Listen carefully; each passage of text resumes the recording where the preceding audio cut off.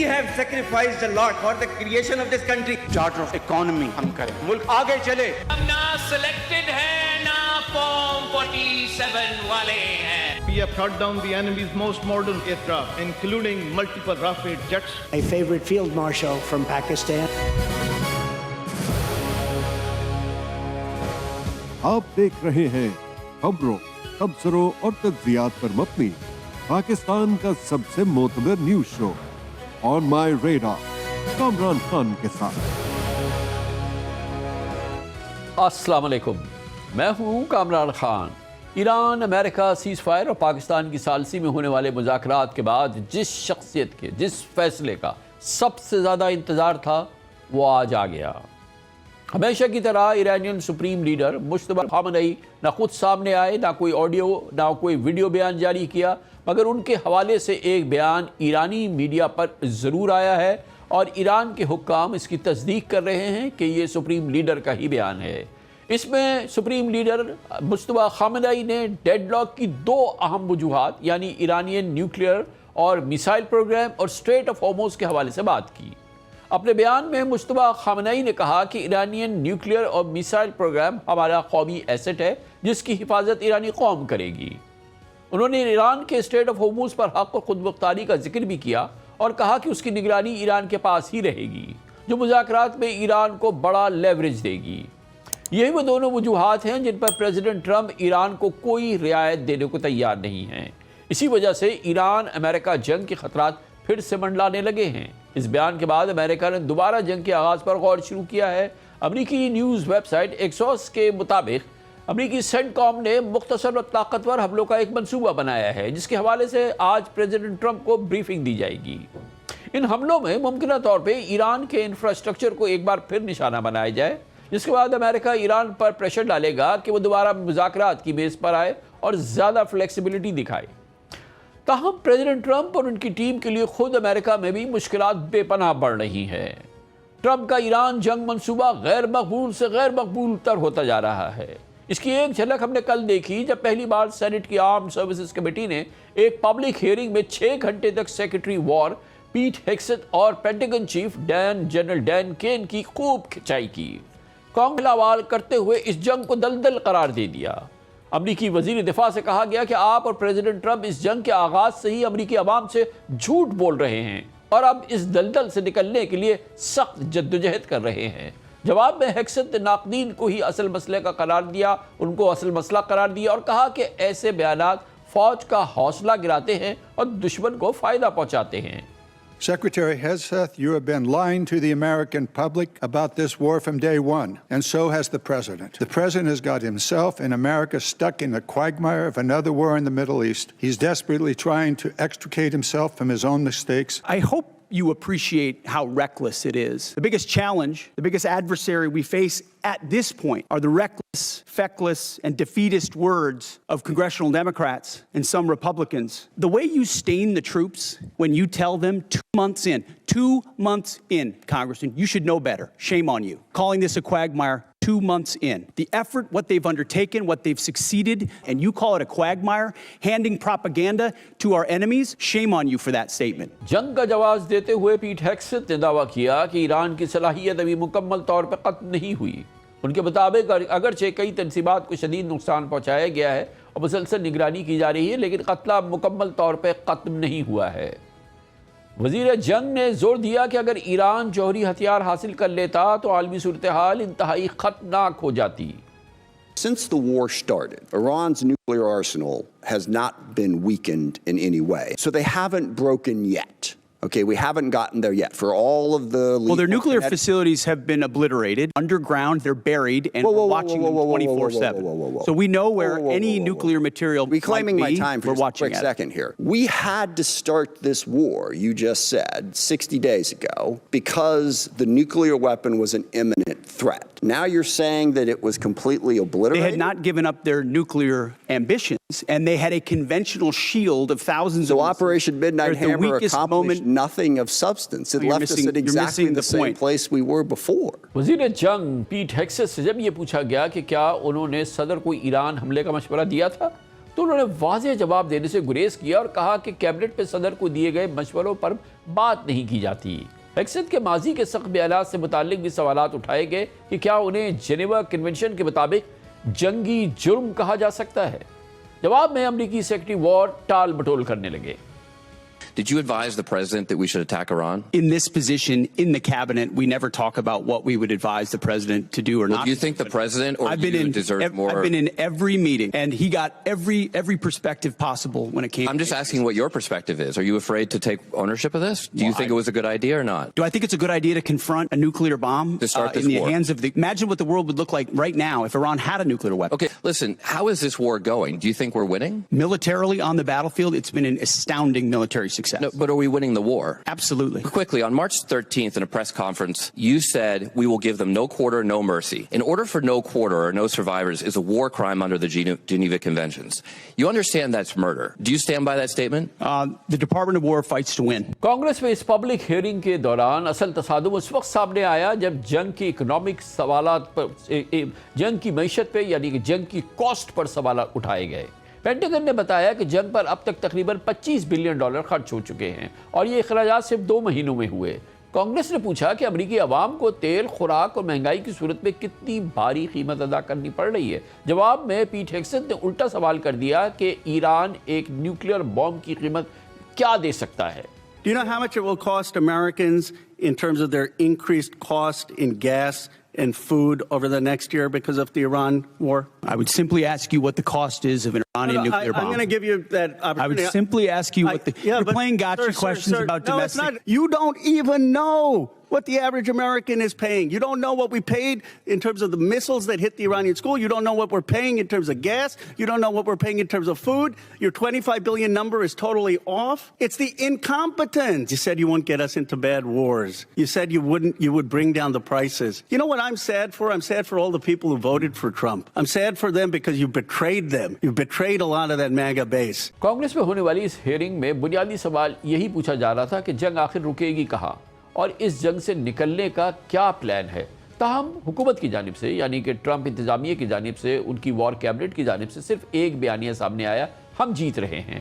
یہ ہیئرنگ اس بات کی علامت ہے کہ واشنگٹن اب جنگ پر تقسیم ہو چکا ہے۔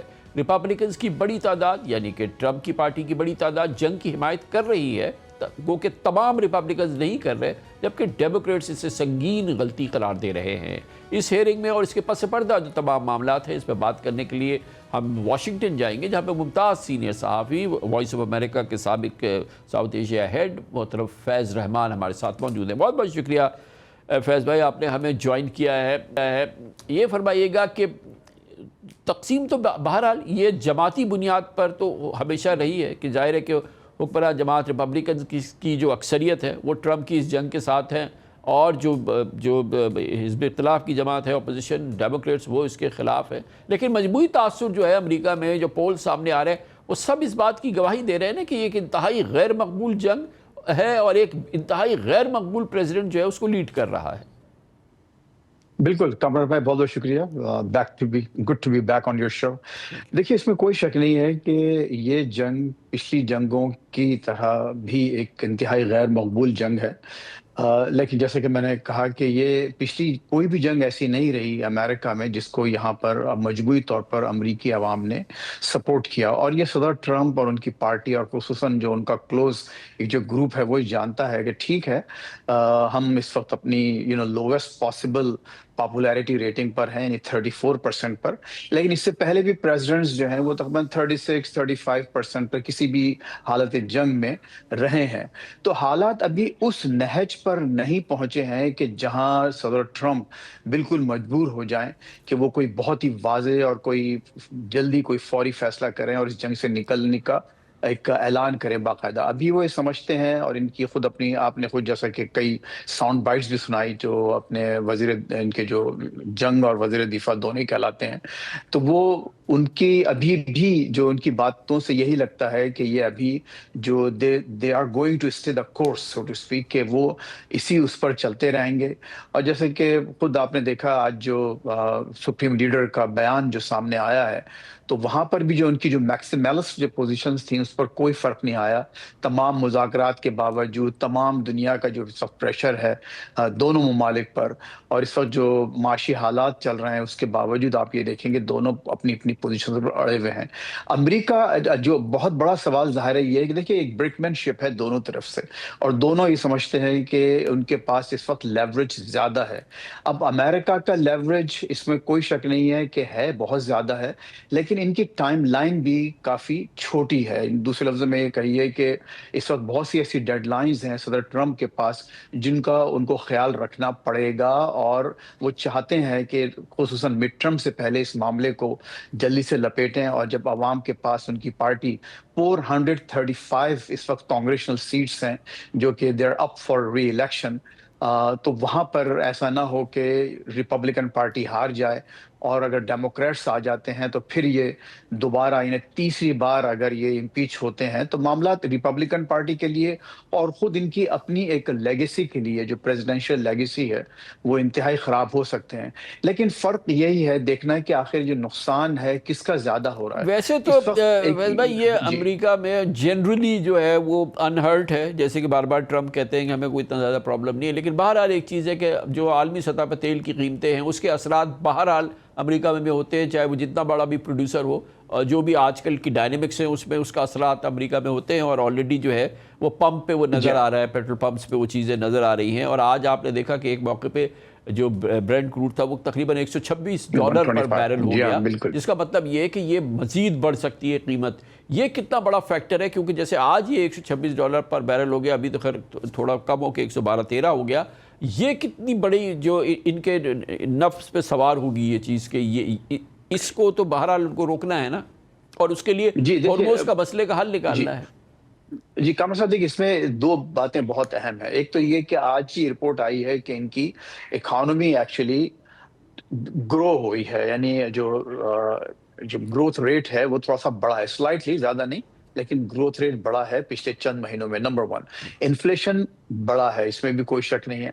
लेकिन असल बात यह है कि जितना भी फर्क पड़ रहा है इस वक्त, जैसे कि आपने जो गैस स्टेशन पे पंप पर जो प्राइसेस बढ़ रही हैं, इसमें कोई शक नहीं है कि खुद मेरे अपने नेबरहुड में इस वक्त तकरीबन ऑलमोस्ट $4.30 $4.50 तक गैस जा चुकी है।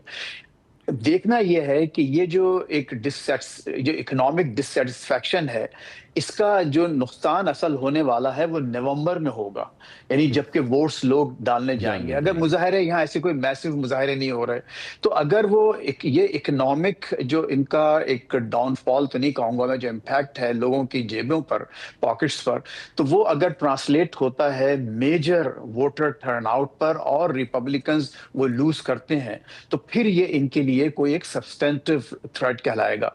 लेकिन चूंकि अभी 4-5 महीने बाकी हैं ट्रंप साहब के पास, रिपब्लिकन पार्टी के पास, तो इनका अपना ख्याल ये है, जो इनके पॉलिसी मेकर्स हैं या इनके जो एडवाइजर्स हैं वो समझते हैं कि अभी हालात हमारे मुकम्मल कंट्रोल में है। अच्छा, फिर इसके बाद देखिए जो एक खास बात है, जैसे मैं एक मिसरा इसमें दोहराता हूँ अक्सर, कि कोई माशूक है इस पर्दे ज़ंगारी में, जो पीछे इनका माशूक बैठा हुआ है, यानी जो ज़ायोनिस्ट लॉबी है और नेतन्याहू है, वो किस हद तक इस बात की इजाज़त देते हैं कि ये एक कोट अनकोट जो कि यहाँ कहा जा रहा है कि एक अनफिनिश्ड एजेंडा और अनफिनिश्ड जॉब को छोड़कर ये वापस आ जाएं। तो इसमें ये फैक्टर भी बहुत इंपॉर्टेंट है। इकोनॉमिक फैक्टर इसमें कोई शक नहीं है कि लोगों का एक डिससेटिस्फैक्शन बढ़ेगा, लेकिन अभी उनको इस डिससेटिस्फैक्शन का बराह रास्त कोई नुकसान नहीं हो रहा, सिवाय ये कि पॉपुलैरिटी नीचे जा रही है। सो बी इट, ये एग्जैक्टली यही कहते हैं ये लोग। जी बहुत बहुत शुक्रिया हमारे साथ मौजूद थे। आज जिस वक्त मैं आपसे बात कर रहा हूँ, पाकिस्तान समेत दुनिया के दर्जनों मुल्क एक बड़े माशी ज़लज़ले से बचने की तैयारी कर रहे हैं, और इसकी वजह सिर्फ एक है, ईरान मुज़ाकरात में डेडलॉक ने ग्लोबल ऑयल प्राइसेस को अब बेकाबू कर दिया है। ब्रेंट क्रूड आज $126 फी बैरल तक पहुंच गया था, अब तकरीबन $113 तक आ गया है। ये मार्च 2022 में रूस यूक्रेन जंग के बाद हाईएस्ट लेवल है। इस अचानक इजाफे ने पाकिस्तान जैसी इंपोर्ट बेस्ड इकॉनमी के लिए बड़ी बड़ी खतरे की घंटियां बजाई हैं। پاکستان اپنی تیل کی ضروریات کا 80% سے زائد امپورٹ کرتا ہے، اس لیے گلوبل پرائسز میں یہ جھٹکا فوری طور پر لوکل اکانومی میں منتقل ہو رہا ہے۔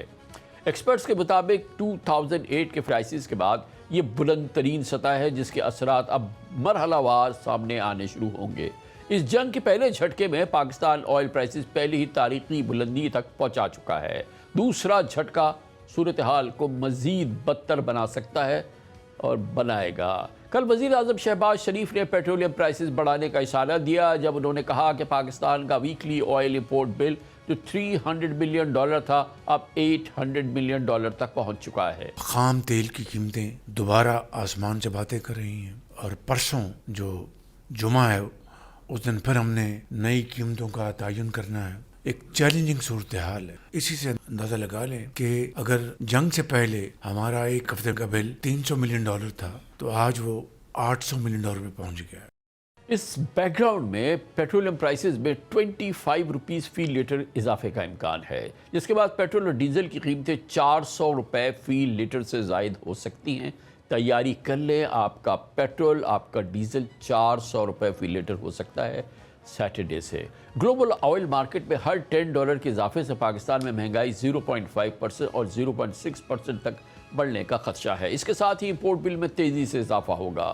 اندازوں کے مطابق ہر $10 اضافے پر تقریباً $1.5 بلین کا اضافی پریشر پاکستان کے ریزروز پر پڑتا ہے، جبکہ موجودہ صورتحال میں یہ پریشر سالانہ بنیاد پر $6 سے $7 بلین تک پہنچ جائے گا۔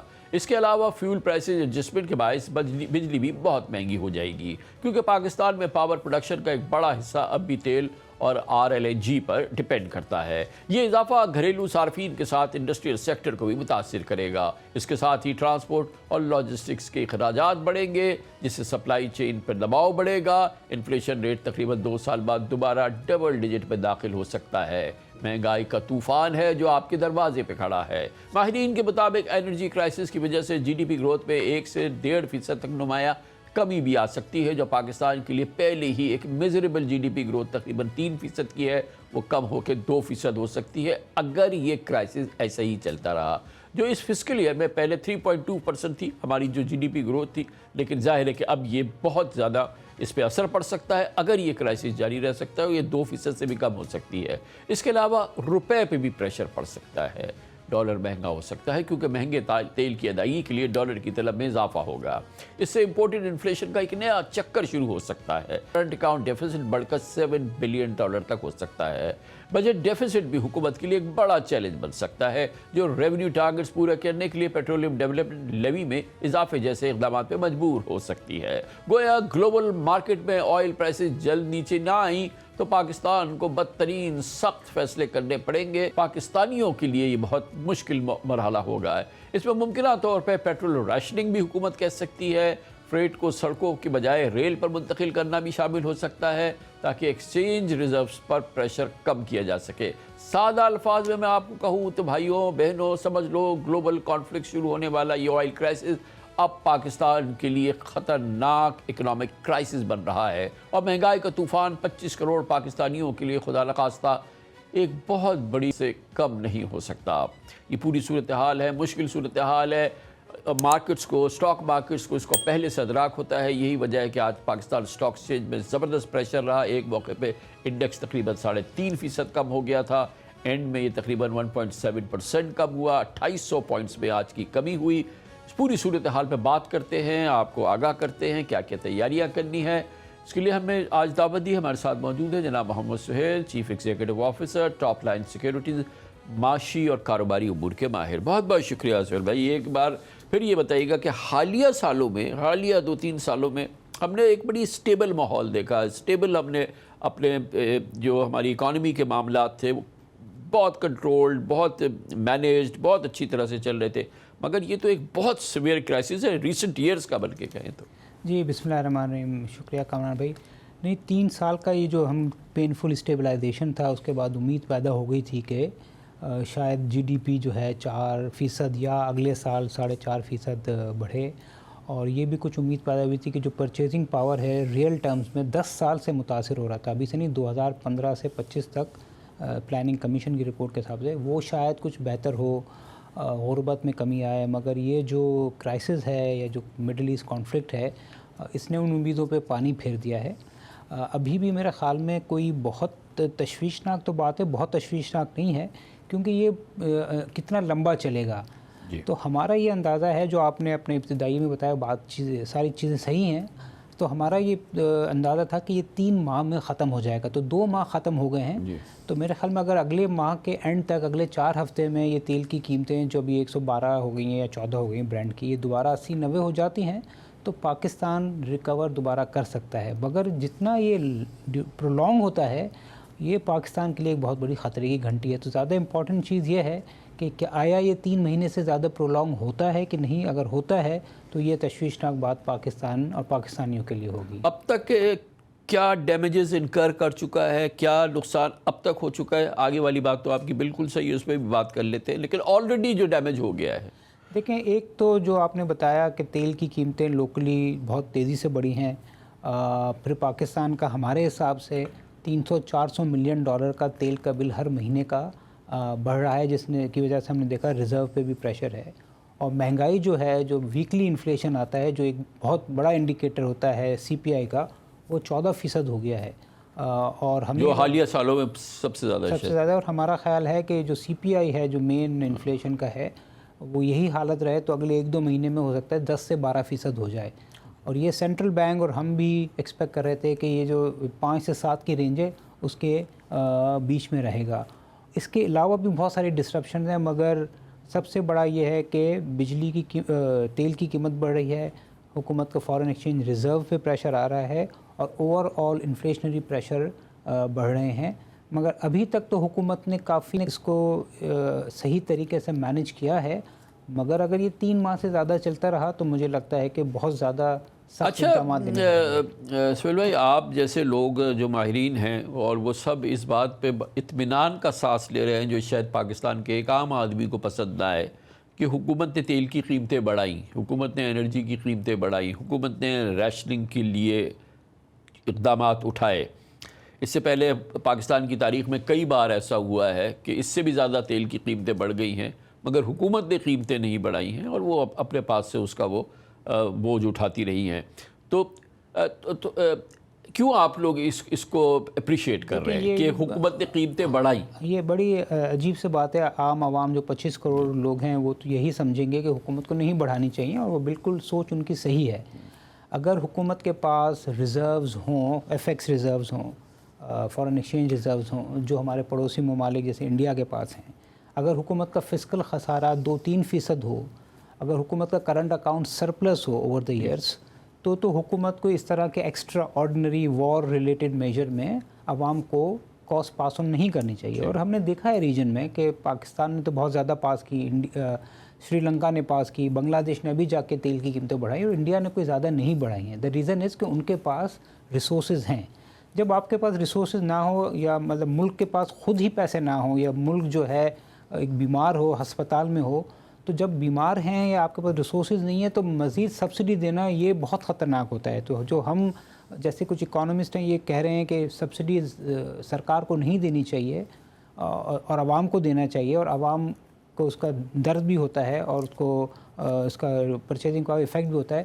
تو اس کے پیچھے ریزن یہ ہوتا ہے کہ حکومت اپنا خسارہ نہ بڑھائے۔ اگر حکومت نے اپنا خسارہ بڑھایا، جو پاکستان میں ہوتا آ رہا ہے، ہم نے یہ 2022 میں بھی دیکھا، 2008 میں تو بہت شدید دیکھا تھا، تو وہ عارضی ریلیف جو ہم عوام کو دیتے ہیں اور حکومت اپنا فسکل ڈیفیسٹ بڑھاتی ہے، اس کے لانگ ٹرم میں امپلیکیشن اور زیادہ خطرناک ہوتے ہیں، اور جو ریزرو کے لیول ہیں اس میں یہ بھی ہو سکتا ہے کہ آپ پھر ایونچولی ڈیفالٹ کے قریب چلے جائیں۔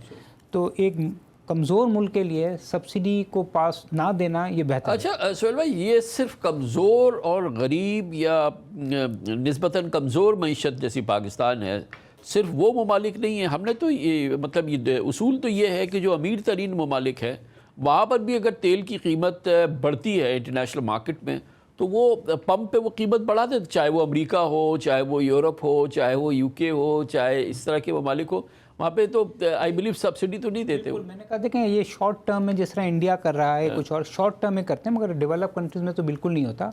मगर डेवलप कंट्रीज़ में जो पेट्रोल का खर्चा है वो सैलरी का बहुत कम पोर्शन होता है। पाकिस्तान में एक आम आदमी जिसकी 1 लाख तनख्वाह है उसका 15-20 हज़ार पेट्रोल में चला जाता है, तो अगर 50% बढ़ गया तो उसकी 10% तनख्वाह उड़ गई। दूसरी जानिब जो आपने कहा वो एक ये भी इकोनॉमिक थ्योरी है जो हुकूमत कर रही है, जिसमें कुछ डिस्टॉर्शन ज़रूर हैं कि अगर तेल हमने सस्ता रखा 400 की जगह 200 रखा तो लैंड क्रूज़र भी 200 में भरा रही होगी और एक गरीब बाइक वाला भी 200 में। तो इसलिए बेहतर है कि वो लोग जो इफेक्टेड हैं उसको डायरेक्ट सब्सिडी दे दी जाए जो हुकूमत कर रही है। अच्छा सुहेल भाई, एक चीज़ है ना कि ये अभी ज़ाहिर मुश्किल सूरत हाल है, मतलब इसमें तो कोई डाउट ही नहीं, आज नहीं तो कल, कल नहीं तो परसों, you know with in days and weeks, couple of weeks इंशाल्लाह ये मसला हल हो जाएगा किसी न किसी से। हॉर्मोज़ खुल जाएगा तो एक ये फ्री फ्लो शुरू हो जाएगा और फिर हम आहिस्ता आहिस्ता महीनों में हम उस जगह पे पहुंच जाएंगे जो प्री वॉर वाली सिचुएशन थी, विच वाज नॉट बैड, $65 पर बैरल, $60, $70 पर बैरल। और फिर एक ग्लट है और अब हम एक नई सिनेरियो देख रहे हैं जिसमें से ओपेक से UAE निकल गया है और वो 3rd लार्जेस्ट प्रोड्यूसर था। फिर अमेरिका ने एक बहुत बड़ा वो है, फिर रिन्यूएबल का प्रेशर है, फिर EVs हैं, फिर ये हैं। आगे चल के तो इस तेल की कीमत इस जगह खड़ी होती नज़र नहीं आती। तो पाकिस्तान की मईशत को या पाकिस्तान के लोगों को जो इस वक्त डैमेज हुआ है, सब्र रखें, इंशाल्लाह आगे चल के महीनों में ही हालात ज़्यादा बेहतर होने देखें। आज आप और हम बैठे हैं तो हमारे जहन पे $112-118 का तेल का साया और ट्रम्प साहब के जो ख़तरनाक स्टेटमेंट हैं वो छाए हुए हैं। तो आपने जो एनालिसिस किया कि हमारी GDP 2-3% हो जाएगी, $6-7 बिलियन का ऑयल, तो इसमें आपने अज्यूम किया है कि अगले 12 महीने ये हालात रहेंगे। सही बात है। और मैंने आपको शुरू में कहा कि ये हमारा ख्याल था कि 3 महीने तक पाकिस्तान इसको मैनेज कर सकता है, 2 महीने में है और मेरे ख्याल में हाई प्रोबेबिलिटी है कि ये 3 माह से ज़्यादा ना चले। तो अगर ये 3 माह में ख़त्म हो गया तो जो अगला साल है उसमें GDP हमें लगता है कि 4% से ज़्यादा इम्प्रूव अभी कर लेगी। और जिस तरह आपने कहा कि UAE ने जो OPEC छोड़ा है उससे तो सिचुएशन और बेहतर होगी। अगर 70 नहीं, 65 नहीं, $80 भी तेल आ जाए तो भी पाकिस्तान के लिए ये बहुत अच्छी सिचुएशन हो जाएगी। And last but not the least, ये पाकिस्तान ने जो इतनी डिप्लोमेसी की है जिसके लिए आपको कुछ सम्राट नज़र आ रहे हैं, यानी आपके जो LNG की आपके पास सप्लाई मिल रही है, पेट्रोल की मिल रही है, डीजल की मिल रही है, श्रीलंका में लाइनें लग रही हैं, बांग्लादेश में रैशनिंग हो रही है, पाकिस्तान में नहीं हो रही है। इसके जो सम्राट मिलेंगे वो भी फिर हमें अगले साल इकोनॉमी में। अच्छा ये बताएं कि अभी वो सिचुएशन तो नहीं हुई क्योंकि बजट पे बहुत एक्सपेक्टेशन है, वो जिस ग्रोथ की आप बात कर रहे हैं, पाकिस्तान को आगे बढ़ना है, निकलना है, सब कुछ जिसकी तैयारियां थी और हम एक्सपेक्ट कर रहे थे कि बजट में ऐसे कंसेशन आएंगे और जिसमें ख़ास तौर पे टैक्सेशन के मुतालिक होंगे, सुपर टैक्स ख़त्म हो या और दूसरे टैक्सेस, सैलरीड क्लास पर टैक्सेस कम हो, कारोबार जो है उस पर टैक्सेस कम हो, ये तमाम मामलात जिसकी एक एक्सपेक्टेशन थी। वो बजट में जो कंसेशन देना है या जो बजट में सो कॉल्ड स्टिमुलस देना है वो अभी तो डैमेज नहीं हुआ है। देखें, अगर जब तक बजट प्रेजेंट होता है और हालात यही रहते हैं तो मुझे लगता है कि वो तवक्कुआत जो हमें पहले थी स्टिमुलस की वो शायद ना हो। ठीक है, और इसी के लिए IMF का वफ्द भी आ रहा है जो बजट तजावीज़ पे गौर करेगा। अब मैंने कहा कि डिपेंड करता है कि ये कितना प्रोलॉन्ग होता है। अगर ये बजट से पहले हालात सही हो गए तो मेरे ख्याल में हुकूमत और IMF दोनों ये कंसिडर करेंगे, मगर अगर ये बजट तक जारी रहा तो फ़िलहाल तो मुझे नहीं लगता। हैविंग सेड दैट, अगर बजट के 15 दिन के बाद हालात नॉर्मलाइज हो जाते हैं तो हुकूमत के पास गुंजाइश होती है उसको रिकंसिडर करने की। और हुकूमत के लिए बजट की कोई तारीख तो नहीं है ना, वो वेट कर सकते हैं, जून के फर्स्ट वीक तक भी वेट कर सकते हैं। नहीं, 1 जुलाई से होता है और फाइनेंस बिल जून के आखिर में अप्रूव होता है, तो बहुत सारी पूरा महीना वो है अभी भी। हाँ, 2 महीने हैं, मई जून का महीना है। और ये जो हमारी स्टार परफॉर्मेंस स्टॉक मार्केट थी वो जो ज़ाहिर के प्रेशर में आई है, not ट्रेमेंडस pressure but you know इसकी भी रिहेबिलिटेशन हो जाएगी। नहीं, इसका भी देखें, अगर कामरान भाई पिछले 3 साल मार्केट ने एबनॉर्मल रिटर्न्स दिए हैं और इस साल 6% गिरी है, तो अगर आप ओवरऑल देखें तो पाकिस्तान की मार्केट ने अच्छा रिटर्न दिया है। मगर जो ओवरऑल चीज़ें हो रही हैं उससे बहुत ज़्यादा लिक्विडिटी अभी भी पाकिस्तान में है, जिसका आपको अंदाज़ा बताएं कि 2 महीने में जो प्रॉपर्टी की प्राइसेस हैं ख़ासतौर से कराची के पॉश इलाकों में वो 30% बढ़ गए हैं। वो दुबई के जो हालात हो रहे हैं, दुबई में भी और हमारे जो ताल्लुकात हो रहे हैं, तो अगर ये थोड़ा सा यहाँ पे स्टेबिलिटी आएगी, ऑयल की प्राइस नीचे आएंगी और ये मामला हल होंगे तो आई थिंक ये जो 6% गिरी है ये तो रिकवर हो जाएगी। اور ہمیں لگتا ہے کہ یہ جو ہم نے اپنا ٹارگٹ دیا تھا سال کے شروع میں 2 لاکھ کے قریب، تو اگر یہ جنگ جون تک بھی رک جاتی ہے تو ہم تو ایکسپیکٹ کر رہے ہیں کہ اگلے 12 مہینے میں یہ 2 لاکھ کی سطح اگلے 12 مہینے میں یا اس فائنینشیل ایئر میں یا اس کیلنڈر ایئر میں؟ نہیں، ہمارا تھا کہ اگلے ہم نے جب رپورٹ کی تھی تو دسمبر تک تھا، تو دسمبر 2026 ہو سکتی ہے اگر یہ جنگ کے معاملات ختم ہو گئے۔ تھینک یو سو مچ، بہت بہت شکریہ محمد سہیل صاحب۔ ایران اور امریکہ کی جنگ نے گلوبل الائنسز کی کمزور بنیادوں کو بھی بے نقاب کیا ہے۔ پہلے یورپ اور امریکہ کا اتحاد پارا پارا ہوتا نظر آیا، اب عرب اسٹیٹس کی باری ہے۔ 2 بڑے گلف آئل پروڈیوسر سعودی عربیہ اور یو اے ایک دوسرے کے مقابل کھڑے دکھائی دیتے ہیں، لیکن عرب اسٹیٹس کے اس اتحاد میں پہلی درار 2017 میں دیکھی گئی تھی۔ یہ اس وقت ہوا تھا جب سعودی عربیہ اور یو اے نے قطر کے بائیکاٹ کا اعلان کیا تھا۔ قطر انڈیپینڈنٹ فارن پالیسی چاہتا تھا، جبکہ سعودی عربیہ اور یو اے چاہتے تھے کہ تمام گلف کنٹریز ایک مشترکہ لائن پر چلے۔ اس بائیکاٹ کے بعد 2019 میں قطر نے اوپیک سے باقاعدہ علیحدگی اختیار کی، اور اس طرح سعودی عربیہ اور یو اے کے درمیان یہ تناؤ بھی اچانک سامنے نہیں آیا۔ اس کی بھی ایک بیک گراؤنڈ ہے۔ پہلے یمن میں خانہ جنگی کے معاملے میں دونوں ملکوں نے مخالف گروہوں کی پشت پناہی کی۔ میڈیا رپورٹس کے مطابق سعودی عربیہ نے یمنی حکومت کا ساتھ دیا، جبکہ یو اے نے حکومت مخالف گروپ STC کی حمایت کی۔ دسمبر 2025 میں سعودی عربیہ نے یمن میں ایک اسلحہ کیمپ پر بمباری کر دی، جسے وہ اپنی سیکیورٹی کے لیے خطرہ سمجھا۔ اس کے بعد سعودی عرب کے مطالبے پہ یو اے نے اپنی فوجوں کو یمن سے نکال لیا، لیکن دونوں ملکوں کے درمیان نہیں ہوئی۔ پھر سوڈان میں بھی ہی صورتحال دیکھنے میں آئی، جہاں سعودی عربیہ اور ابوظہبی کی ترجیحات میں پرائرٹیز میں واضح فرق نظر آیا۔ تاہم حالیہ امریکہ ایران جنگ نے اس تقسیم کو نئی شدت دی ہے۔ سعودی عربیہ نے پاکستان، ایجپٹ اور ترکیہ کے ساتھ مل کر ڈپلومیٹک ریزولوشن کی کوشش کی ہے۔ یو اے نے بھی امن مذاکرات کی مخالفت نہیں کی، مگر اس کا اصرار رہا ہے کہ اس امن معاہدے میں عرب ریاستوں، خاص طور پہ یو اے کی مستقبل میں پراپر سیکیورٹی کی 100% گارنٹی ہونی چاہیے۔ اس کا بیک گراؤنڈ ایران کے متابڑ توڑ حملے بنے جو اس نے اس جنگ کے دوران یو اے پہ کیے۔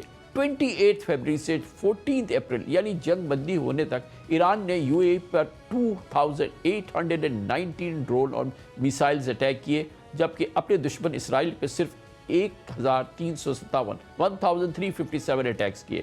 گویا ایران نے اسرائیل سے زیادہ یو اے کو حملوں کا نشانہ بنایا۔ ایمریٹس اس تھریٹ کا مکمل خاتمہ چاہتا ہے، مگر اس دوسری طرف صرف جنگ بندی کی کوششیں چل رہی تھی۔ یہی وجہ ہے کہ یو اے سمجھتا ہے کہ عرب اور مسلم ریاستوں نے اس معاملے پر اس کی ٹھوس حمایت نہیں کی۔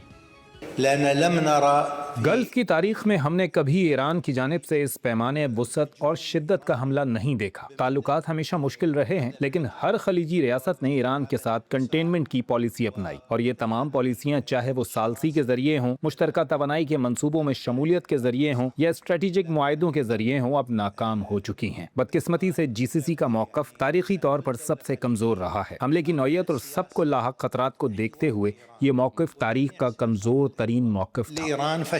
یہ وہ پورا پس منظر ہے جس نے کہ خلیجی ملکوں میں اس خلیج کو جنم دیا ہے۔ پاکستان بہت مشکل صورتحال میں ہے، ایک بڑا چیلنج ہے، فارن پالیسی چیلنج ہے، کیونکہ تمام عرب ممالک ساتھ، عرب ریاستوں کے ساتھ پاکستان کے بہترین تعلقات ہیں، اوبویسلی سعودی عرب کے ساتھ مثالی تعلقات ہیں۔ یہ تمام معاملات میں بہرحال پاکستان کو ایک بہت ہی بیلنس اسٹرائک کرنا ہے، اور اس پوری کیفیت میں ان تمام عرب ریاستوں کے ساتھ جو دیرینہ تعلقات ہیں ان کا بھی تحفظ جو ہے وہ یقینی طور پر پاکستان کی ایک پرائرٹی ہے۔ اس پورے موضوع پہ بات کرتے ہیں، اور اس کے لیے ہم نے دعوت دی۔ ہمارے ساتھ موجود ہیں جیو اسٹریٹجک افیئرز، سیکیورٹی اور ملٹری افیئرز کے ماہر، پاکستان کے میں قومی سلامتی کے پرائم منسٹر کے قومی سلامتی کے مشیر، نیشنل سیکیورٹی ایڈوائزر اور سابق corps commander lieutenant general Nasir Khan Janjua صاحب۔ صاحب یہ فرمائیے گا کہ اوورآل تکلیف دہ حقیقت ہے، لیکن آج کل بلاکس، چاہے وہ نیٹو ہو، چاہے وہ جتنے بھی امپورٹنٹ دنیا کے بلاکس ہیں یا گروپس ہیں، ان میں فشر ہم دیکھ رہے ہیں، اور اپنے سوورن انٹرسٹ کی وجہ سے کنٹریز اپنی الگ الگ پوزیشن لے رہے ہیں۔ کبھی بھی ظاہر ہے کہ مسلم امہ کوئی ایک بہت ہی متحد تو کوئی سالڈ گروپ نہیں تھا، لیکن بہرحال یہ GCC کنٹریز وغیرہ، عرب سٹیٹس جو ہیں، یہ ایک بہت ٹھوس گروپ سمجھا جاتا تھا، ایک بہت ٹھوس ان کی حقیقت تھی۔ اس میں یہ فشرز آنا جو کہ 2017 میں شروع ہوئے جب قطر کا بائیکاٹ وغیرہ ہوا تھا، ہے اوور آل بڑی تکلیف دہ بات، اور پاکستان کے لیے بہت مشکل ہے، کیونکہ پاکستان کی سب کے ساتھ بہت اچھے تعلقات ہیں، بہت ہی قریبی تعلقات ہیں ان تمام عرب ریاستوں کے ساتھ، تو ایک بہت ہی چیلنجنگ سچویشن ہو گئی ہے۔ بہت شکریہ کامران خان صاحب، لیکن تھوڑا سا اس کو وسیع نظری سے دیکھیے گا، تھوڑا سا اس کی دی ادر سائیڈ جو ہے نا اس کا بھی دیکھنا پڑے گا کہ عالم اسلام کیوں متحد نہیں رہ سکا۔ تو دیکھیے جب آٹومن امپائر جب ٹوٹی ہے تو اس کے بعد اور ورلڈ وار 2 کے رزلٹ میں یہ جو عرب ورلڈ جو مارز وجود میں آئی ہے تو اس کو شروع سے ہی بہت زیادہ مشکلات کا سامنا رہا ہے، اور آپ دیکھیے کہ عرب اسرائیل وار جو ہیں وہ اس چیز کی نشاندہی ہیں۔ تو شروع سے ہی پیدائش سے تھوڑی دیر بعد ہی یہ بورن امبیٹلڈ جیسے اینیمیز ہوتے ہیں نا اس طریقے سے یہ رہیں، اور پھر آپ دیکھیے گا کہ پریزیڈنٹ ناصر کے ساتھ کیا ہوا، پھر پریزیڈنٹ سادات کے ساتھ کیا ہوا، پھر شاہ فیصل کے ساتھ کیا ہوا، پھر آپ دیکھیے گا کہ یہ جس دن سے یہ صدی شروع ہوئی ہے کیسے مسلمانوں کو انہوں نے زیر عتاب کیا ہوا ہے، افغانستان سے شروع کر کے پاکستان کو فلی کمٹ کر کے پھر عراق کے ویپنز آف ماس ڈسٹرکشن کا نیریٹو بنا کے صدام کو پھانسی دے کے پھر اس کا نام عرب سپرنگ رکھ کے کیسے پھر انہوں نے ٹونیشیا، ایجپٹ، سیریا، لیبیا ہمارے سارے نامور لیڈرز مار دیے اور یہ تمام ممالک شٹر ہو گئے، اور پھر اس کے بعد جب کوئی اپوزیشن نہیں رہی تو پھر اس کے بعد جو ہے اسرائیل نے غزہ میں ظلم ڈھائے، پھر اس طریقے سے انہوں نے فارورڈ ایکسس جو ایران کا ہے اس کو ویکن کیا، پھر اس طریقے سے ایران پہ چڑھ دوڑے، ادھر سے انڈیا جو ہے ہم پہ چڑھ دوڑا، بیچ میں آپ کو پتہ ہے کہ ٹرکی میں بھی کو کا ایک بندوبست ہوا۔ تو ایز اے ہول آپ دیکھیے گا کہ کس ٹرموائل سے یہ دنیا مسلمانوں کی جو ہے وہ گزر رہی ہے، تو اس میں جو ہے کبھی بھی انہوں نے ہمیں اس طریقے سے مضبوط و مربوط ہونے ہی نہیں دیا، تو we have been managing our survival.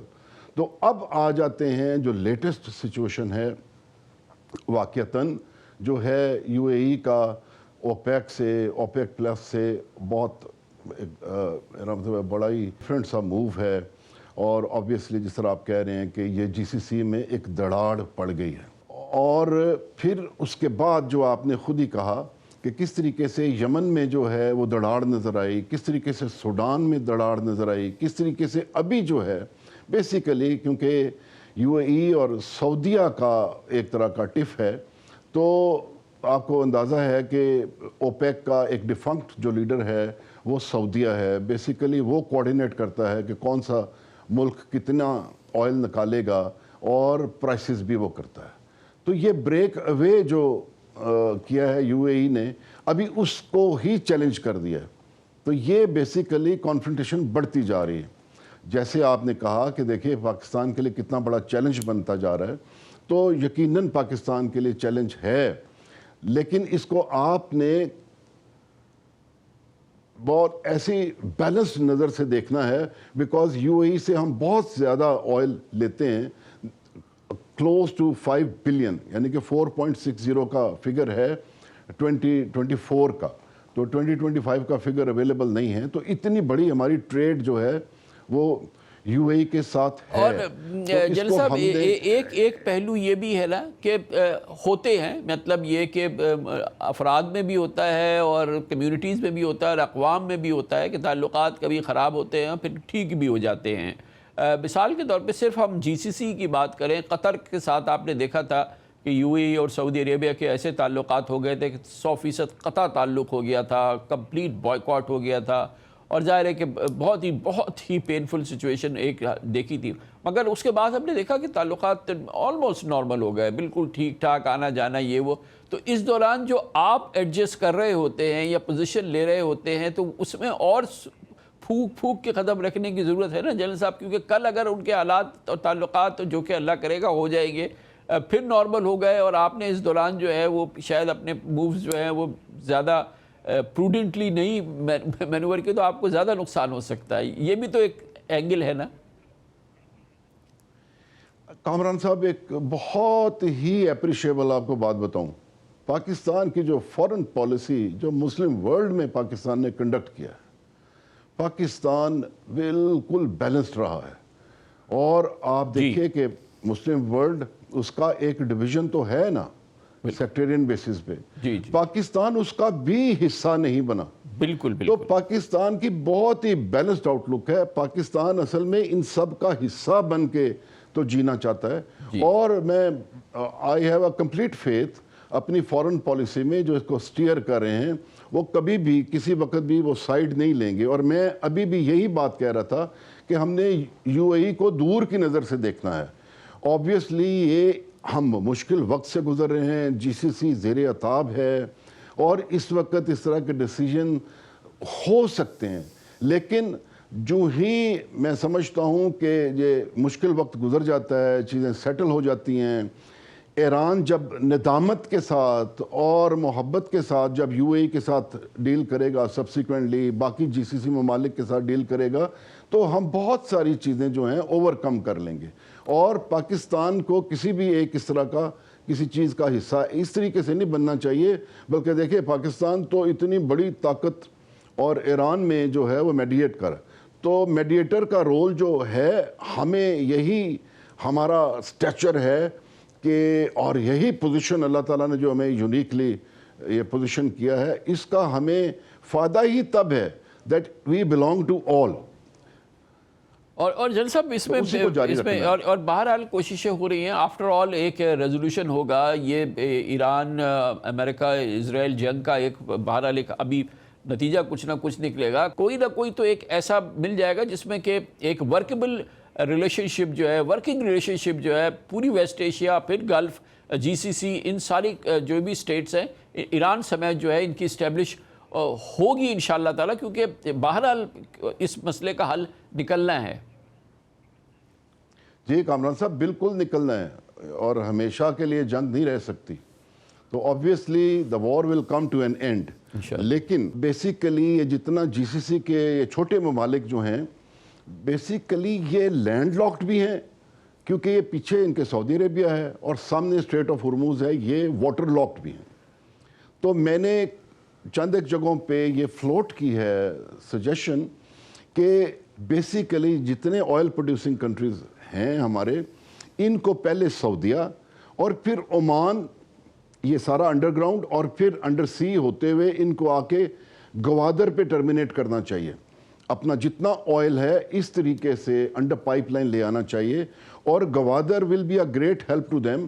ہم کسی اس طرح کے ڈسپیوٹ میں نہیں پڑیں گے, 2 آپشنز اویلیبل ہوں گے, ہرموز بھی چلتی رہے گی, یہ پائپ لائن بھی چلتی رہے گی. اس پائپ لائن کو ہم پھر ساتھ چائنا کے ساتھ بھی لنک کر دیں گے. ایران سے جو ہے پائپ لائن جو آئل کی ہے, گیس کی ہے, وہ ہمارے پاس انڈر گراؤنڈ یہاں سے آ جائے گی. آپ دیکھیے کہ پاکستان نیوی سے کتنا سٹریس ہٹ جائے گا. اور یہ ڈسپیوٹ ریزولوشن جو ہے we will make use of this geography. بہت بہت شکریہ. لیفٹیننٹ جنرل ناصر خان جنجوعہ ساتھ ہیں, ہمارے ساتھ تھے. اس کے ساتھ ہی ہمارے آج کے پروگرام کا اختتام ہوتا ہے. کل آپ سے پھر ملاقات ہوگی انشاءاللہ. کل تک کے لیے کامران خان کو اجازت. اللہ حافظ. ناصر.